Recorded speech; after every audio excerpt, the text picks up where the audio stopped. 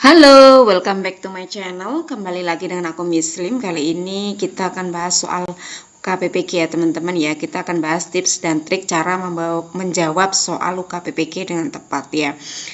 Soal UKPPK, SCT dan PCK ya teman-teman ya untuk guru 2025.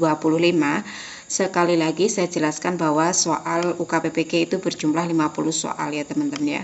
Berjumlah 50 soal, 15-nya itu SCT ya, 35-nya itu adalah PCK ya.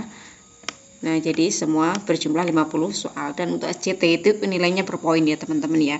Nilai paling rendah itu 1, nilai paling tinggi, paling unggul itu adalah 5 ya. Yuk, yang belum subscribe silahkan subscribe agar tidak ketinggalan pembahasan soal dari aku. Yang sudah subscribe saya doakan dimudahkan, dilancarkan, dan lolos UKPPK-nya di tahun 2025 ini. Amin Allahumma amin. Soal yang pertama, kali ini tentang PCK ya teman-teman ya. Langsung saja, Anda akan mengajarkan salah satu cabang olahraga atletik yaitu lari jarak jauh. Pada kegiatan praktik, ada beberapa peserta didik yang menyatakan tidak sanggup melakukan kegiatan tersebut dikarenakan baru saja sembuh dari sakit. Ada pula yang menyampaikan bahwa mereka belum sempat sarapan. Tindakan apa yang Anda lakukan sebagai guru mata pelajaran PJOK di kelas tersebut? Jadi di sini pembahasan soal nomor 1 itu kan dalam situasi peserta didik tidak siap secara fisik ya teman-teman ya. Langkah terbaik adalah kita lihat untuk opsi yang A, memastikan kembali kondisi setiap peserta didik sebelum menentukan jarak lari yang akan dipraktekkan. Nah, untuk opsi yang A ini bagus ya teman-teman ya, karena kan di sini memastikan kondisi kesehatan peserta didik sebelum menentukan jenis aktivitas ya. Ini kan mencerminkan apa? Kepedulian dan penyesuaian pedagogis yang bijak, seperti itu ya teman-teman ya. Opsi yang A bagus sekali. Opsi yang B menyadari bahwa praktek lari jarak jauh tidak selalu dapat dilakukan oleh semua peserta didik. Nah, untuk opsi yang B ini hanya menyadari keterbatasan saja teman-teman ya, tidak cukup adaptif seperti itu. Jadi opsi yang B itu lebih bagus opsi yang A ya teman-teman ya. Opsi yang C, meminta peserta didik yang tidak mampu untuk istirahat dan tidak melakukan kegiatan tersebut. Nah, untuk opsi yang C ini meminta istirahat ya, cenderung kurang apa? Mengembangkan rasa tanggung jawab dan partisipasi siswa. Ya, jadi opsi yang C masih kurang tepat ya teman-teman ya. Opsi yang D tetap meminta peserta didik untuk lari jarak jauh meskipun beberapa diantaranya harus pelan-pelan. Nah, untuk opsi yang D ini terlalu memaksa ya teman-teman ya. Kan ini meminta tetap lari ya. Itu kan sama halnya dengan opsi yang B ya, hanya menyadari keterbatasan ya. Dan apa tidak cukup adaptif, seperti itu ya teman-teman. Opsi yang D masih kurang tepat ya.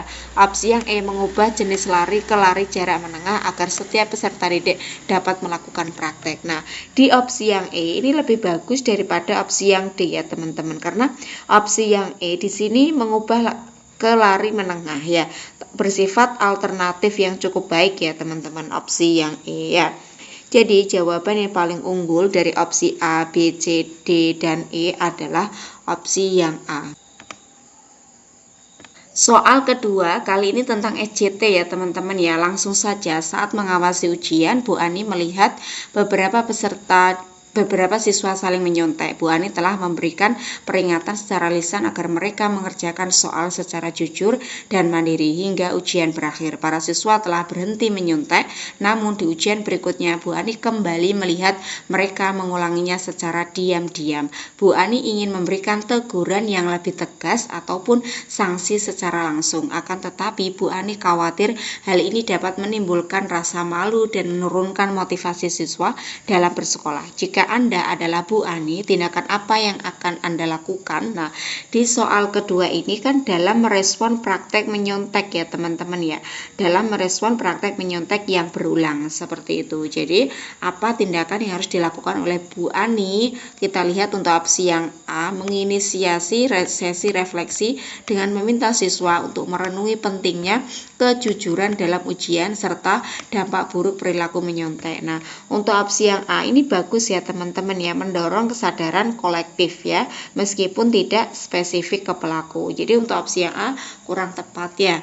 Opsi yang B membiarkan siswa yang menyontek selama ujian tetapi akan tetapi Anda akan mencatat nama-nama mereka untuk memberikan hukuman berupa pengurangan nilai. Nah, untuk opsi yang B ini kurang tepat ya teman-teman ya. Ini malah apa? Menunda penanganan. Seperti itu. Opsi yang B kurang tepat. Opsi yang C meningkatkan pengawasan dengan memindahkan tempat duduk siswa yang tampak curang agar lebih terkontrol dan meminimalisir tindakan menyontek. Nah, untuk opsi yang C di sini kan bersifat teknis ya teman-teman ya, dan preventif ya, tetapi apa? Tidak menyentuh akar moral. Seperti itu ya. Opsi yang C masih kurang tepat ya teman-teman ya. Opsi yang D memberikan beberapa sesi bimbingan agar siswa yang menyontek dapat meninggalkan perilaku buruk tersebut dan dapat berperilaku jujur. Nah, untuk opsi yang D itu lebih bagus daripada opsi yang lainnya ya. Opsi yang A, B, dan C ya. Karena kan di opsi yang D ini pilihan konstruktif ya. Karena mendampingi siswa memahami dampak perilaku. Seperti itu. Bagus untuk opsi yang D. Kita bandingkan untuk opsi yang E, memberikan teguran secara langsung agar memberikan efek jera bagi siswa yang menyontek dan menjadi pengingat bagi siswa lainnya. Nah, untuk opsi yang E ini malah terlalu keras dan berisiko mempermalukan siswa ya teman-teman ya. Jadi jawaban yang paling unggul atau skor yang paling unggul itu opsi yang D ya teman-teman ya. Ini poinnya 5, poin 4 itu untuk opsi yang A. Ini poinnya 4. Poin 3 untuk opsi yang C ya, poin 2 untuk opsi yang B, poin 1 untuk opsi yang E. Soal ketiga kali ini tentang PCK ya teman-teman ya. Langsung saja pada suatu materi belajar tentang poster sebagai media informasi, Anda berencana meminta setiap peserta didik untuk berlatih membuatnya dengan tema budaya. Akan tetapi mayoritas peserta didik meminta Anda untuk membebaskan tema sesuai dan minat masing-masing. Sebagai guru mapel informatika, apa yang akan Anda lakukan ketika menemui situasi tersebut? A. Berupaya memperluas tema poster sesuai keinginan peserta didik meskipun tidak terlalu jauh dari tema budaya. B. Meminta peserta didik untuk membuat poster sesuai tema yang telah Anda tentukan. C. Membuat survei minat peserta didik untuk dijadikan alternatif pembuatan tema sebelum pembelajaran. D. Mengizinkan peserta didik untuk membuat poster sesuai dengan minatnya masing-masing. E. Memaklumi minat peserta didik yang beragam dalam pembuatan tugas tersebut. Nah, di soal ketiga ini kan ketika peserta didik meminta tema poster yang paling fleksibel ya teman-teman ya. Tindakan ideal adalah kita lihat untuk opsi yang A, berupaya memperluas tema poster sesuai keinginan peserta didik meskipun tidak terlalu jauh dari tema budaya. Nah, untuk opsi yang A ini kurang tepat ya teman-teman ya. Opsi yang A di sini kan memperluas tema sedikit, malah bersifat apa? Kompromistis ya teman-teman ya. Opsi yang A kurang tepat. Opsi yang B meminta peserta didik untuk membuat poster sesuai tema yang telah Anda tentukan. Nah, untuk opsi yang B ini tidak memberikan solusi ya teman-teman ya. Yang tidak memberikan solusi yang jelas terhadap apa permintaan siswa. Seperti itu. Opsi yang B masih kurang tepat. Opsi yang C meminta survei minat peserta didik untuk dijadikan alternatif pembuatan tema sebelum pembelajaran. Nah, untuk opsi yang C di sini bagus ya teman-teman ya. Karena di sini kan tindakan yang ideal itu kan membuat survei minat seperti itu ya, agar apa? Guru tetap dapat mengarahkan pembelajaran tanpa mengabaikan minat siswa ya. Ini kan mencerminkan pendekatan yang responsif dan partisipatif seperti itu ya.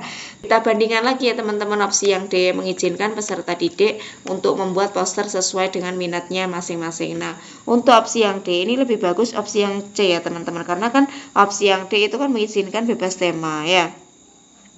Bisa terlalu lepas dari tujuan pembelajaran ya teman-teman ya. Opsi yang D kurang tepat.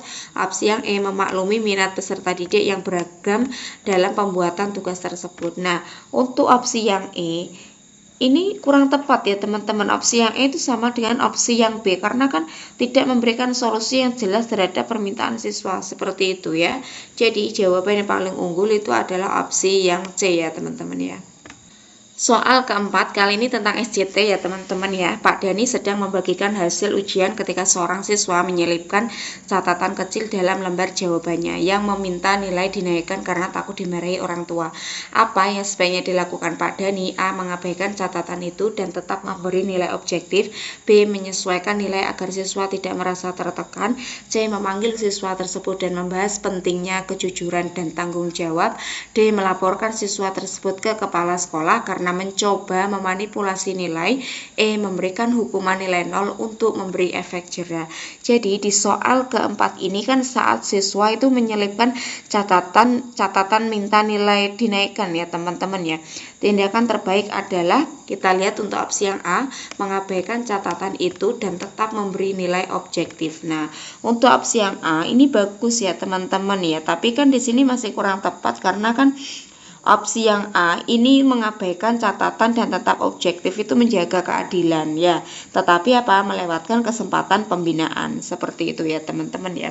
Opsi yang A masih kurang tepat ya. Opsi yang B menyesuaikan nilai agar siswa tidak merasa tertekan. Nah, untuk opsi yang B ini kurang tepat juga karena opsi yang B itu menaikkan nilai karena kasihan. Nah, opsi yang B ini kan tidak mendidik secara bijak seperti itu. Opsi yang B masih kurang tepat. Opsi yang C memanggil siswa tersebut dan membahas pentingnya kejujuran dan tanggung jawab. Nah, untuk opsi yang C ini bagus sekali ya teman-teman ya, memanggil siswa dan membahas pentingnya kejujuran dan tanggung jawab. Nah, ini kan apa? Mendidik secara emosional ya teman-teman ya, dan membangun karakter. Opsi yang C lebih bagus daripada opsi A dan B ya teman-teman ya.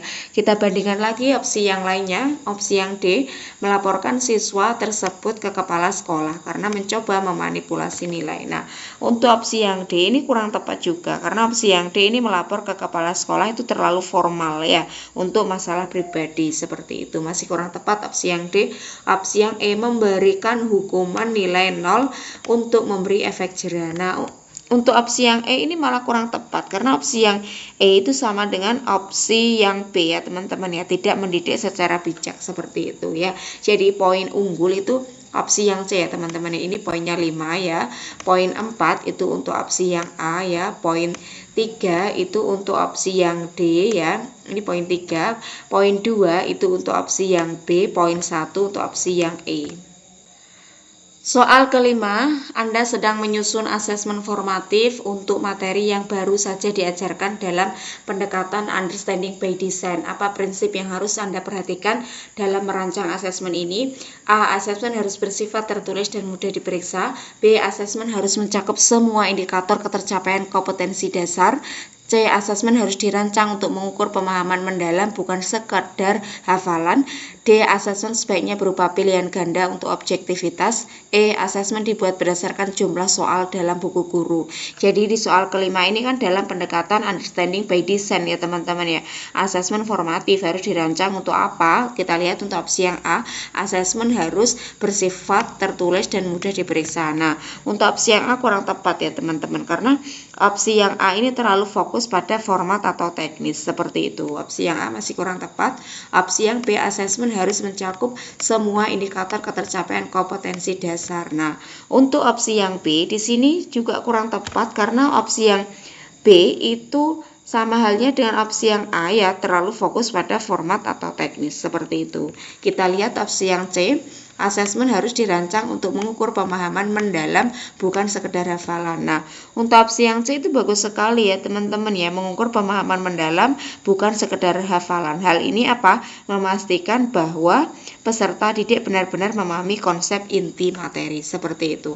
Opsi yang D, asesmen sebaiknya berupa pilihan ganda untuk objektivitas. Nah, opsi yang D ini sama halnya dengan opsi B dan A ya teman-teman ya. Ini kan terlalu fokus juga pada format atau teknis seperti itu ya. Opsi yang D kurang tepat. Opsi yang E, asesmen dibuat berdasarkan jumlah soal dalam buku guru. Nah, opsi yang E ini hanya menyesuaikan ya teman-teman ya. Opsi yang E hanya menyesuaikan dengan buku tanpa mempertimbangkan konteks seperti itu ya teman-teman ya. Jadi jawaban paling unggul adalah opsi yang C ya. Oke teman-teman, sampai di sini dulu pembahasan soal kali ini. Thank you for watching.